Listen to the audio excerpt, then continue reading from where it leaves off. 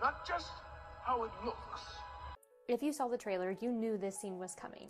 However, I want to clear up a kind of a misconception that a lot of people have about dyslexia, and that is you have to see words move on a page to be dyslexic, and that's not true.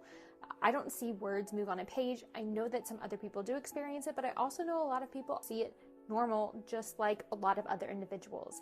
So I think that that is one thing that is kind of difficult when showing dyslexia on the screen for adaptation, especially for TV or movies and things. But I am really happy that they included this into the show because it's very clear and understood that he's dyslexic. I've seen reactions to this episode in particular, and some of them are like, oh, he's dyslexic. You don't have to say he's dyslexic. It's very easy to understand through this visual. I've actually used this clip in an author visit before when discussing dyslexia. I also showed this one. In this one, I share with students that this is not how I see it visually. I see it just as a normal page. However, how hard it is to read this text is as difficult as it could be for a dyslexic to read anything. And so I think it's a really good representation to show how difficult it could be to read as a dyslexic. Even though it's kind of leading to a misconception that is very common with dyslexia, I still think it was done the best that it could have been. I don't know if there's really a better way to kind of show that on the screen just yet. Me? Do you understand me? He can't help it, Mrs. Dodds. Percy's special. That's enough. There's actually two different parts to this clip that I wanted to talk about. One of them being the teachers and the other being Nancy. So to start with the teacher, you have Mrs. Dodds, who's obviously the Fury, but Mrs. Dodds being very mean to Percy. And then you have Mr. Bruner at the end, Chiron, saying, that's enough. So you kind of have that twofold of a teacher who doesn't get it and a teacher who does. And then you get to Nancy and she's like, Percy's special. I love that they include it in that because I think it is the perfect way to describe how he's being bullied. Yes, you have Grover getting hit by the backpack and getting hit with the slice of cheese, but I think this one pinpoints exactly kind of how it feels to be seen as different and to be seen as somebody who is not the same as your peers. And so I think a lot of dyslexic and ADHD kids can relate in that capacity. And I think that this scene is just really important to kind of encapsulate what that feels like. Stop. I don't need any more stories about how special I don't realize I am. They aren't helping. So here we hear the word special again, and Percy's mad, and rightfully so. So Chiron / Mr. Brunner are obviously talking about him being a demigod. However, it's very easy to relate to this frustration in Percy of being called special, especially in these challenging moments where you're kind of facing something that you're being sent away or you're being sent to something else and you're just at the breaking point. It completely makes sense, and it is something that you can relate to so easily because I feel a lot of dyslexic and ADHD individuals have been in that feeling of being sent out, sent away, and being frustrated that the amount of people who are saying special, and kind of a lot of the times it's honestly the other way, talking about it such in a negative way. I think that that is another sense that you could relate to this scene. Then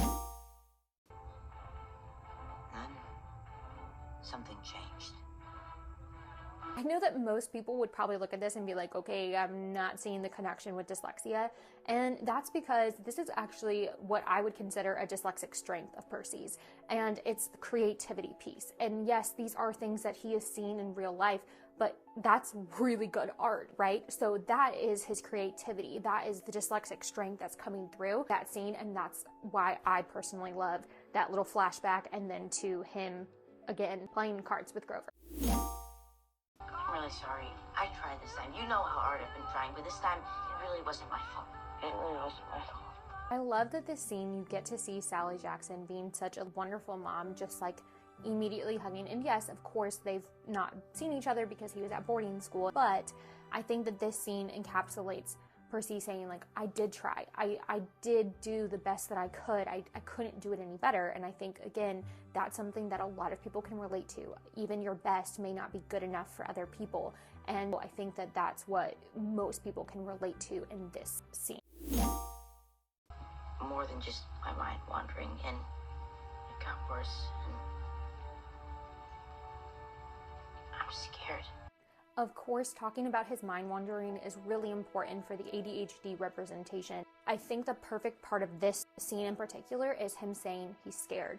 I think that it opens the door for tougher conversations. I think sometimes we always kind of take a step back and don't actually share our true feelings, and I hope that this scene in particular inspires even just one kid to be able to speak up, to say, this is truly how I feel right now because of all of these things that are happening.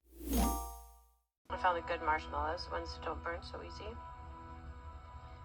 I don't think it was ever the marshmallow's fault. I wasn't paying attention.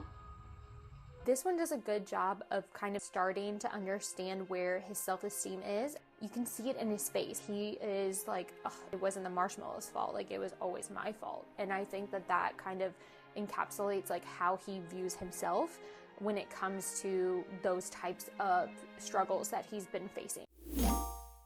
Try to pay attention, and I really try, but then I'm daydreaming. I can't help it. Yes, he is talking a little bit about being a demigod in this part of it, but I love, again, we hear about daydreaming, and I think that's just so important to bring up, especially in this first episode, to kind of be able to have that understanding throughout the entire season. Hey, I'm not a god. There is something wrong with my brain. I understand that I'm weird. Believe me, I get it. But I'm afraid something may be really broken now. This might be my favorite scene from the entire episode, because them having this moment of Percy just yelling and being so frustrated is important to see, and I understand that this scene is about him being a demigod and him not understanding that. However, there's so many people who can relate to this scene in particular, because that moment with their parent who are just, they're trying to get out the words and their parent is not understanding from the perspective, and they're like, my brain is broken, and it's like, you feel that so much, you get it, you connect to that piece. There's something wrong with my brain is another piece that I think there's so many people that can relate to that, because you do have that feeling. If you do not understand what it means to have dyslexia and ADHD, or you're not diagnosed, you have no idea if your brain works like that, yeah, you're gonna feel like there might be something wrong with your brain, when in fact, there's nothing wrong. Your brain just thinks in a different way than most of your peers. Listen to me. You are not broken. I included this in the final piece because in her like potentially final moments, this is what she chooses to tell Percy. You are not broken. And yes, of course that does come with the demigod side of you are singular because Poseidon's son. However, you are not broken is, in my eyes, referring to the dyslexia and ADHD representation of there's not anything wrong with you. And I love to see this. Overall, I think this episode in particular sets it up for a really good series, to be honest, not even just the first season, because there's so many different elements in this first episode that I think were so vital to kind of understand that side of it. And I love that they included so much representation in this first episode and that we continue to see it throughout the entire season. I'm so excited to dive into episode 2 in the next video.